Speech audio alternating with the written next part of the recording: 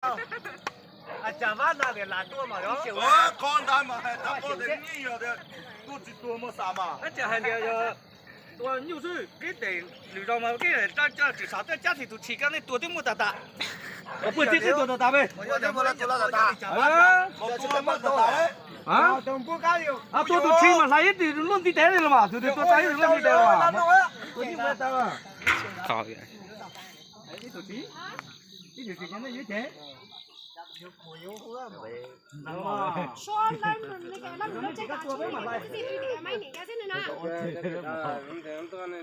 Cá thái nhiều ta nhiều, ôi, phụ chỉ chọn. Ôi, nhiều hay có hổ đấy. Đấy, để cho bớt sao thế à? Nó một năm rồi đó. Nó lại hát tao nọ. À, mù nó xả ra. Mù mà xả ra luôn. À, mù mà xả ra. Nhiều ơi lên tá cái gì chứ? À trong điện có quý lượng này kia, mù mà xả chi vui đấy. Quý lượng cho gì này chứ à? Ơi, thầy, này lấy cháu. À. Là Có sao hồn nước mè là có hồn nước mè để hát đây nè. Có à? hát bị làm. Ô mình chắc hẳn đã thấy liếu. Ở trong đây là. Đây tí tem bị đỏ. Có thế, có trong có cái gì đấy, chỉ là chốt ra mà sao?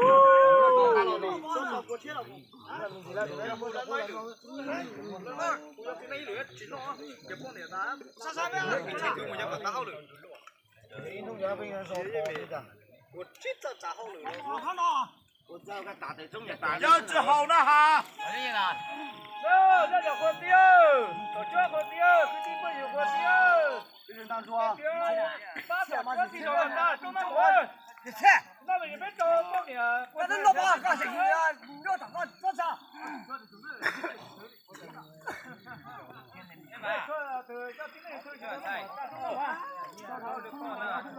Kho mà.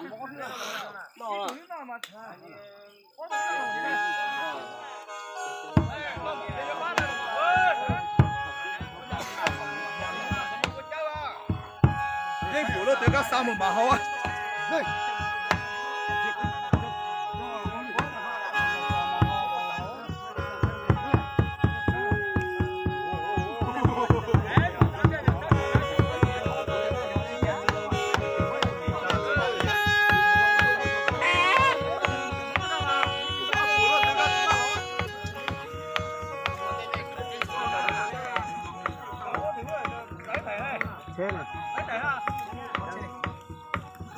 Để xin sầu chơi.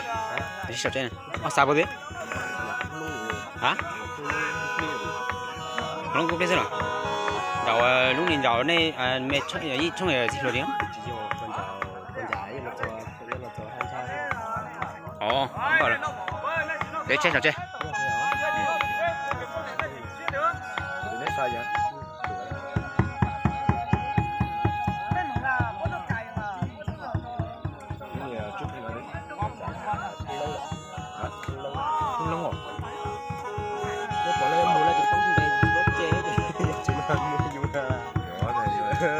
Con nào rồi, con nó mù bỏ đi nào.